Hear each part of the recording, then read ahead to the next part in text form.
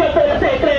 ಈ ನಿಟ್ಟಿನಲ್ಲಿ ಇವತ್ತು ಬಿಜೆಪಿ ಸರ್ಕಾರ ಕಂಪ್ಲೀಟ್ ಆಗಿ ಮಲ್ಟಿನ್ಯಾಷನಲ್ ಕಂಪನಿ ಪರವಾಗಿ, ಬಂಡವಾಳ ಏಕಂತ ಪರವಾಗಿ ಇವತ್ತು ಸರ್ಕಾರ ಕೆಲಸ ಮಾಡ್ತಾ ಇದೆ. ನಾನು ಇಲ್ಲಿ ಯಾಕೆ ಇಷ್ಟಪಡ್ತಾ ಇದ್ದೀನಿ, ನಮ್ಮ ರೈತ ಸಂಘ KKMS ಇಂದ